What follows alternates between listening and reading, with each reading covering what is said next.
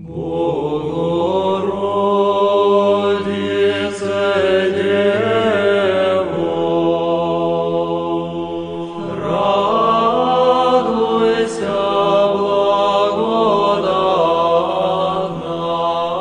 е създаден 1814 година от руски монах и се е казвал Свети Атанасий Александрийски. Това е летният Атанас, който се празнува на 2 май. На мястото на тази черква е малка черква и до нея спално помещение е бил мъжки манастир. До 1901 година. Тогава почива последния монах и мястото се забравя.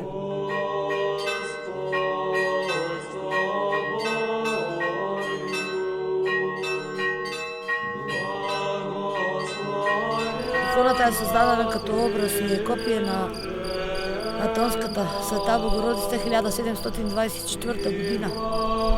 До 1908 година монасите решават да изпратят като подарък на различни места, или нещо се случва, или забравя датата, и затова 1908 решава, избира монах, който да занеси на Рилския манастир.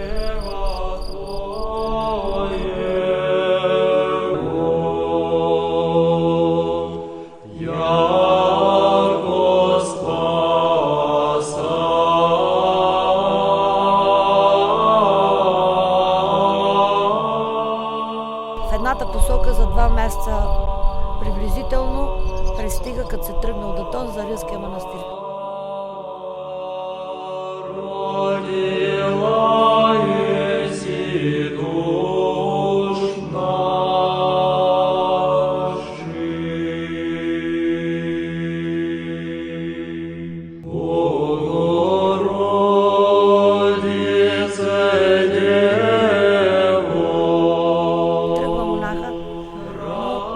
Още 2 месеца, фактически 4 месеца, откакто той е излезнал от Атонския манастир, но няма ни съобщение, ни монаха се връща.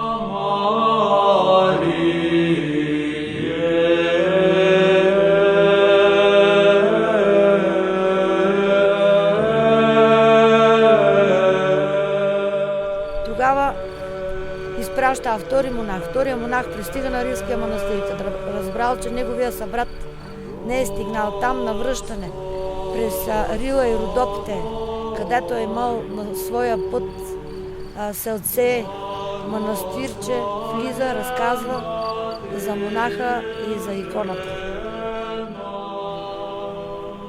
1909 година овчарче от село Обидим, в тази планина, в която е селото, пристига с овцете по край баирите горе, седа на обед да обедва и вижда, че от черквата старата, която е била преди тази черква на манастира, от вратата излиза разноцветни светлини, подобни на дъгата, която излиза след дъжд, и по нея изсветка малки звездички.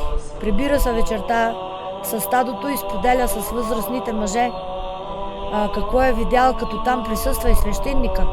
И след като го изслушали, свещеника помолил мъжете, които са около него, на другия ден да посетят манастира. Нещо има там по това, което разказва момчето.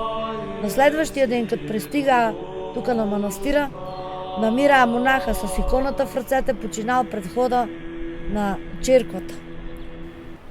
И взима тялото му, прибира и иконата в тяхното село, и тогава свещеника изпраща падара на селото в Гоце Делчев при Неврокопския владика с писмо, че са намерили иконата. Владиката изпраща друг пратеник в Атон, и когато братството монасите прочита писмото, съобщението, по същия пратеник връща писмо с благодарствена молитва и с молба. Където е намерена иконата, там да остане. Тя избрала това място за нейн дом. Сега от миналия месец, с позволение на времето, започнахме да ремонтираме черквата, която е правена в чест на чудотворната икона от 1912 до 1915 година. И смятаме за празника на Свети Пантелеймон да бъде готова, защото тук идва почти от цяла България, дори и от други държави, които посещава България, и се знае иконата с нейните чудеса, защото кой какво си пожелае, тя изпълнява техните желания. И така продължава живота на манастира и до днешен ден.